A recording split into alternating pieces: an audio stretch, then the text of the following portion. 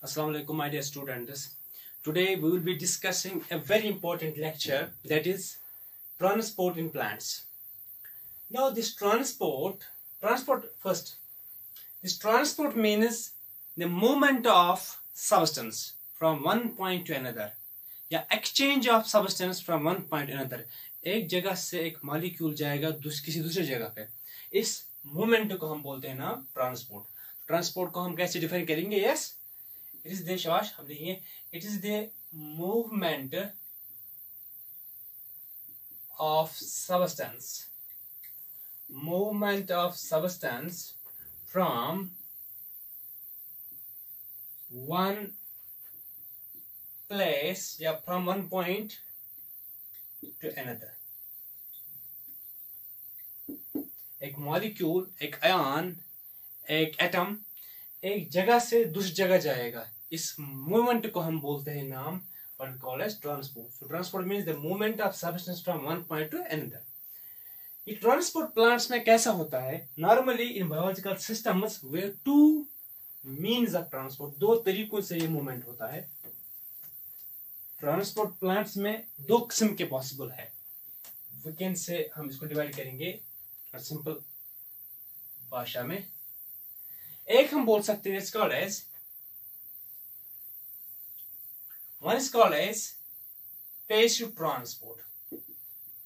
One is called passive transport, and another is active transport. अभी नाम सुने होंगे. ट्रांसपोर्ट के दो मेन टाइप्स है. One is called as passive, another is called as active. क्या होता है पैसिव ट्रांसपोर्ट और एक्टिव ट्रांसपोर्ट? पैसिव ट्रांसपोर्ट हो गया जब एक मॉलिक्यूल या एक आयन जाएगा या एक सब्सटेंस जाएगा एक जगह से दूसरी जगह. जब एक मॉलिक्यूल जाएगा एक जगह से दूसरी जगह तक और इसमें कोई एक्स्ट्रा एनर्जी, कोई एडिशनल एनर्जी, कोई मेटाबॉलिक एनर्जी नहीं लगेगी, हम बोल सकते हैं here it is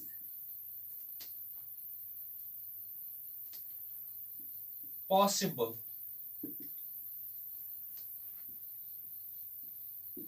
without expenditure. Expenditure means consumption, use. It is possible without expenditure of external energy. इसमें एक्स्ट्रा एनर्जी नहीं लगती है, बाहर से कोई एनर्जी सोर्स इसमें नहीं लगता है. जब एक मॉलिक्यूल जाएगा दूसरे जगह तक, एक जगह से दूसरी जगह तक, और इस मूवमेंट में जब किसी एडिशनल, किसी एक्स्ट्रा एनर्जी का इस्तेमाल नहीं होगा, ऐसे मूवमेंट को हम बोलते हैं पैसिव. एक्टिव को हम क्या बोलेंगे? शाबाश. It is possible due to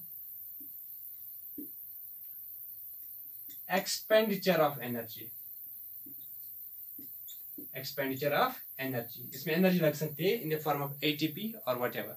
okay, तो जब एक मॉलिक्यूल जाएगा दूसरी जगह, एक जगह से दूसरी जगह तक without expenditure of external energy, इसमें एनर्जी का कोई इस्तेमाल नहीं होगा, इसको हम बोलते हैं पैसिव. और जब एक मॉलिक्यूल करेगा मूवमेंट दूसरी जगह तक, इसमें एक्स्ट्रा एनर्जी इस्तेमाल होगी इन द फॉर्म एटीपी और whatever, this called as active.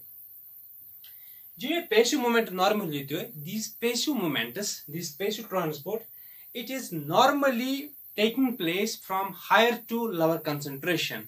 Means जहां कंसंट्रेशन ज्यादा होगी वहां से जो आएगा जहां कंसंट्रेशन कम होगी. हम बोल सकते हैं it is downhill. It is downhill. Downhill means that is from higher to lower concentration. From higher to lower concentration. ये मूवमेंट जो है ये तो अगेंस्ट होगा, ये तो होगा uphill. It is uphill. Uphill means that is against concentration gradient. हम बोल सकते हैं that is from lower to higher concentration. From lower to higher concentration. Okay. Now, इसमें क्या क्या आपको एग्जांपल आती है? पैसिव मूवमेंट जो हम देखेंगे आगे, इसमें क्या क्या आता है? हमारे पास एक process है that's called as diffusion. Example here is diffusion. Diffusion एक process है जो हम shortly इस्तेमाल करेंगे. अब इसके बारे में सारा कुछ हम डिटेल में पढ़ेंगे. Diffusion, one is called as another, शाबाश, facilitated diffusion. Facilitated diffusion. Diffusion is one. Another is facilitated diffusion. One more. That's called as osmosis. Osmosis. Diffusion, facilitated diffusion और osmosis. ये तीनों है passive transports. Okay, active transport में क्या होता है? Active transport में एनर्जी लगती है, पैसिव ट्रांसपोर्ट में नहीं लगती है. तो एक्टिव ट्रांसपोर्ट में आपने सुना होगा नाम सोडियम पोटेशियम पंप. ये हम पढ़ेंगे आगे. ये सोडियम पोटेशियम पंप क्या करता है, यानी कि सोडियम और एक साइड से सोडियम आता है और दूसरी साइड से पोटेशियम, लेकिन इस मूवमेंट को करने के लिए इस्तेमाल होता है एटीपी, एक एक्टिव ट्रांसपोर्ट है. ओके, तो शॉर्ट में हम क्या बोल सकते हैं? What's passive transport? शाबाश. Passive transport means the movement of substance without the expenditure of energy. What's active? It is the movement of substance using energy. Here, this passive transport is always downhill. That is, it always occurs from higher to lower concentration. That's why it will not use any extra energy. Here, it is uphill. That is, it always occurs from lower to higher concentration against the concentration gradient. Examples in case of passive we have diffusion, facilitated diffusion, osmosis. In case of active transport we have sodium potassium pump. अब हम देखेंगे ये process अलग है. अब हम देखेंगे diffusion के बारे में, इसके बाद पढ़ेंगे फैसिलिटेटेड डिफ्यूजन, इसके बाद ऑस्मोसिस और सारा कुछ हम डिटेल में पढ़ेंगे. देख लीजिए.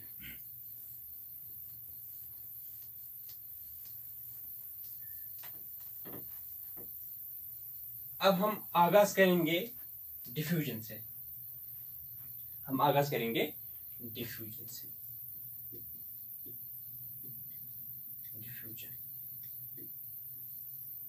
डिफ्यूजन क्या है? पैसिव है कि एक्टिव? पैसिव प्रोसेस है ना. जो डिफ्यूजन, इसको समझने से पहले एक चीज मैं आपको बोलना चाहता हूं, वो ये कि इमेजिन कीजिए आप एक रूम में आ गए, आपके पास एक सैंड की बोतल है.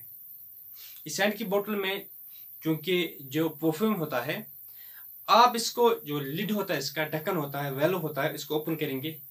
रूम में कोई खुशबू नहीं है अभी, तो आप जो ही इसका वैल्यू करेंगे ओपन, ढक्कन इसका ओपन करेंगे, खोलेंगे आप इसको, तो थोड़ा बहुत प्रेस करेंगे इसको, वहां से जो गैस होगा वो निकल जाएगा बाहर. सारा गैस कहाँ पे मौजूद है? बोतल के अंदर. कंसंट्रेशन हाईएस्ट है, वेरी हाई कंसंट्रेशन है बोतल के अंदर. जो ही इसको आप प्रेस करेंगे वो गैस निकल जाएगा. तो वो गैस कहाँ निकल जाएगा? वो रूम में आ जाएगा, स्पेस में आ जाएगा, और ये सारे मॉलिक्यूल जो है ये निकल जाएंगे. इससे जितना आप प्रेस करेंगे इसको, ये गैस कुछ ही मिनट्स में पूरे रूम में फैल जाएगा. ये जो प्रोसेस हो गया ना यहाँ, ये डिफ्यूजन है. कि मॉलिक्यूल, इसमें कोई एनर्जी लग गई नहीं, अपनी एनर्जी थी इसकी, कोई एक्स्ट्रा एनर्जी नहीं लगी. मॉलिक्यूल की खुद ही काइनेटिक एनर्जी थी, उसी बलबूते पे एक जगह से दूसरी जगह चला गया. कोई एक्स्ट्रा एनर्जी इसको नहीं इस्तेमाल हुई. ये पैसिव प्रोसेस है और ये रैंडमली हो गया. कुछ मॉलिक्यूल यहाँ से, कुछ मॉलिक्यूल वहां से, कुछ मॉलिक्यूल, अल्टीमेटली पूरा रूम भर गया. एक रैंडम प्रोसेस है, बदतमीजी से होता है ये प्रोसेस. ये मॉलिक्यूल इधर इधर उधर, कोलिजन्स टेक प्लेस. ओके, तो ultimately we can say what is diffusion? Diffusion, it is the passive. ऐसे मैं अगर बोलूं आपको डिफ्यूजन क्या है, diffusion is a, it is a passive, है ना, पैसिव रैंडम, ये बदतमीजी के साथ होता है ये process. It's a passive random spontaneous process.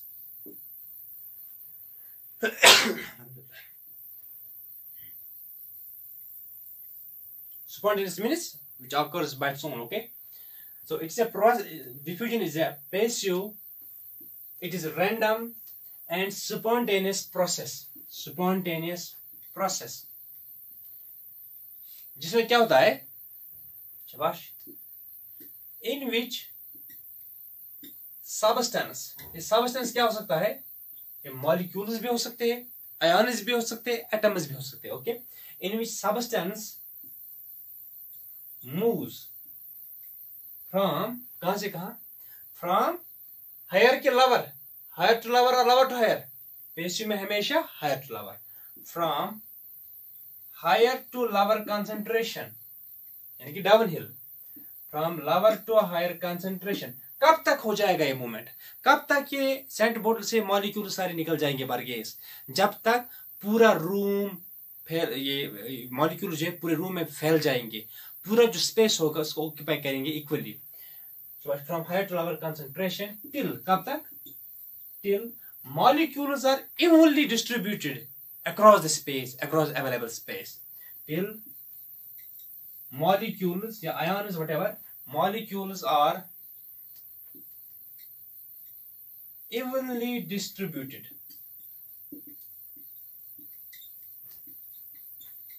across the available space, across the available space। Diffusion एक पैसिव प्रोसेस में कोई एडिशनल एनर्जी नहीं लगती, no energy is consumed, it's a random process, इसमें कोई तमीज नहीं है, बदतमीजी के साथ होता है, there is no order in it, it's spontaneous, it occurs by its own, ऐसा process in which substance moves from higher to lower concentration because passive, till कब तक, molecules are evenly distributed across the space. समझा रहे हैं, जब ये molecule जाता है, जब डिफ्यूजन होता है तो ये मॉलिक्यूल्स करते हैं एक्सर्ट प्रेशर मीडियम पे। फॉर एग्जांपल यहाँ पे इस रूम में क्या है, मीडियम, एयर, एयर है ना, सेंट बोतल में क्या था, गैस, गैस मॉलिक्यूल्स, जो ही आपने इसको ओपन किया वो गैस मॉलिक्यूल इस बोतल से निकल गया बाहर, जो ही निकल गया उन गैस मॉलिक्यूल्स ने इस मीडियम पे, मीडियम यहाँ पे एयर है, एयर मॉलिक्यूल्स पे एक्सर्ट किया प्रेशर और खुद चले गए।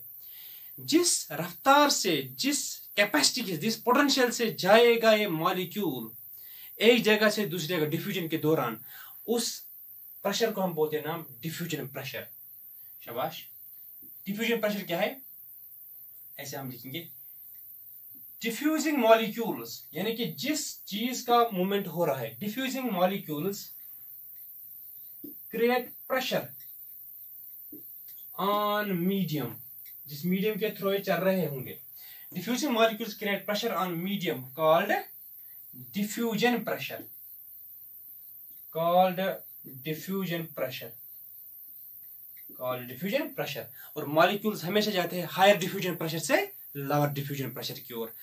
higher diffusion pressure कहाँ है, higher diffusion pressure बोतल में है, जो आपने इसको ओपन किया तो सारे molecules आते टाइम निकल गए बाहर, तो with result higher diffusion pressure से लोअर डिफ्यूजन प्रेशर की ओर मूवमेंट करते हैं।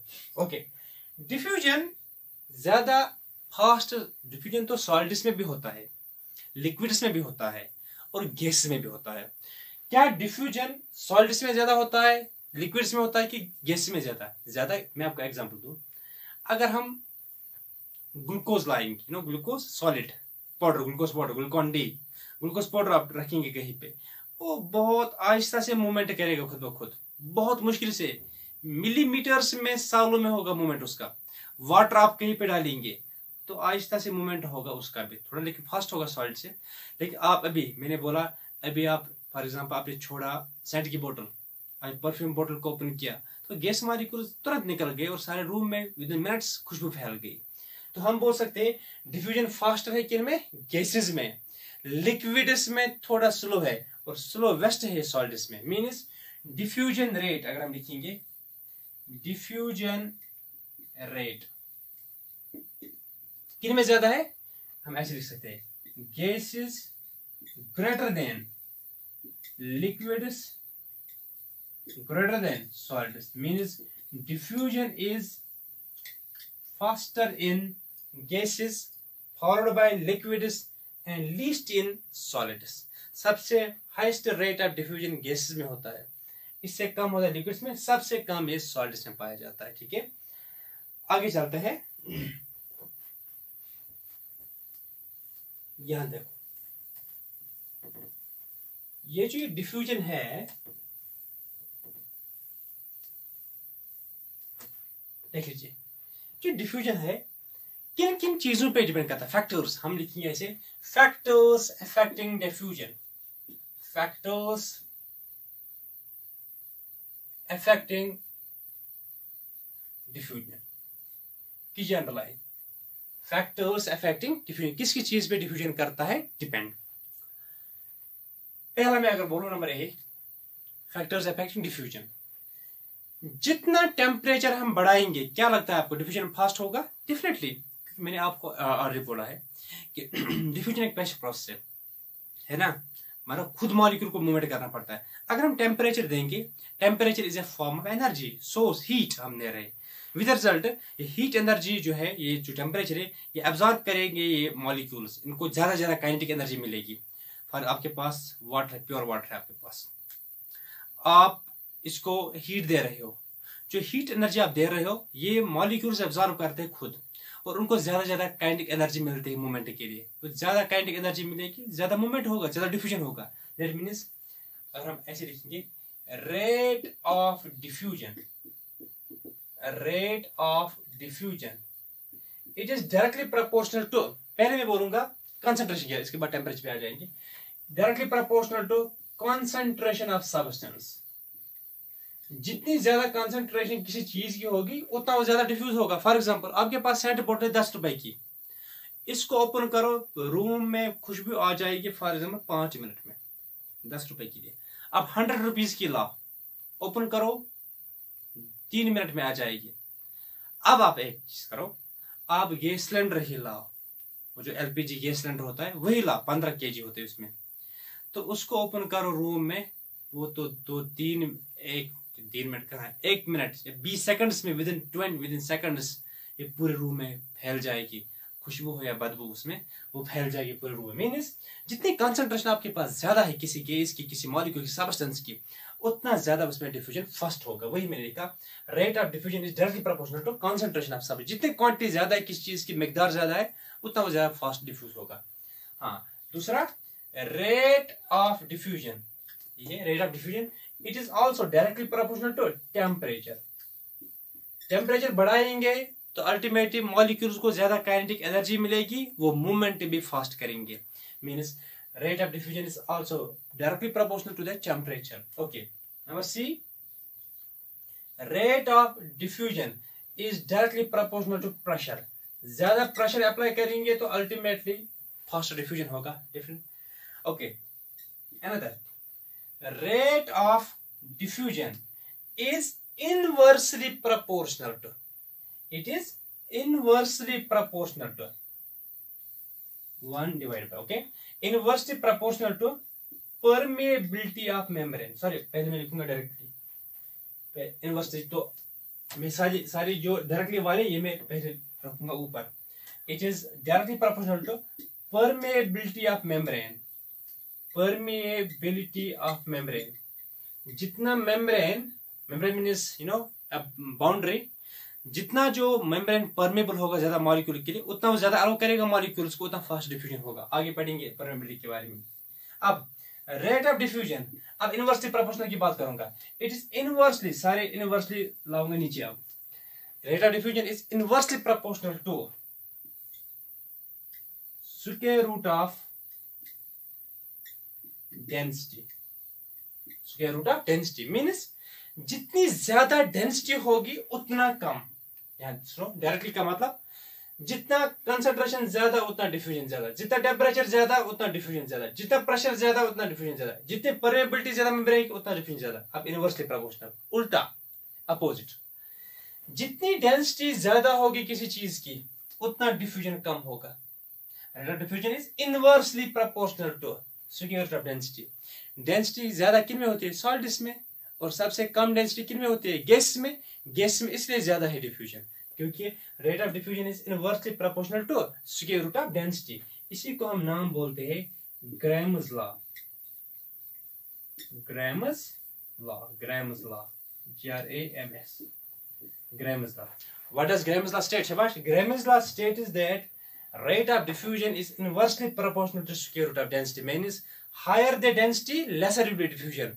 Gases have least density but highest rate of diffusion. Solids have highest density but they have least diffusion. Okay? हाँ, इसमें इंक डालूंगा।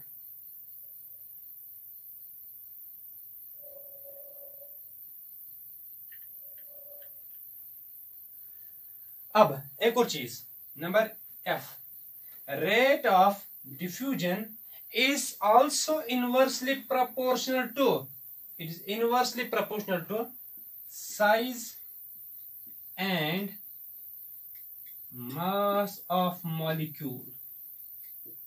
Inversely ulta, rate of diffusion is inversely proportional to square of density, also called Graham's law. Now rate of diffusion is inversely proportional to size and also mass of molecule. जितना size छोटा diffusion उतना faster, जितना मास ज्यादा उतना diffusion उल्टा।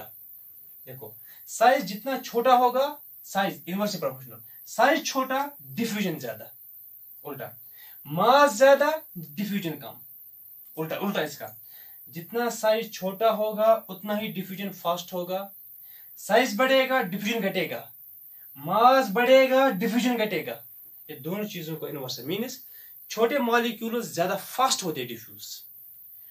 वजन में जो, मास में जो कम होंगे मॉलिक्यूल्स, उनमें डिफ्यूजन फास्ट होता है। इसी का मतलब यहाँ पे इनवर्सली प्रोपोर्शनल। सो कौन कौन से फैक्टर पे डिपेंड करता है डिफ्यूजन? शाबाश। Rate of diffusion is directly proportional to concentration of substance, it's also directly proportional to temperature, it's also directly proportional to pressure, directly proportional to permeability of membrane, and inversely proportional to square root of density, otherwise called Graham's law, and also inversely proportional to size and mass of molecule. That's all about diffusion. Okay, thank you.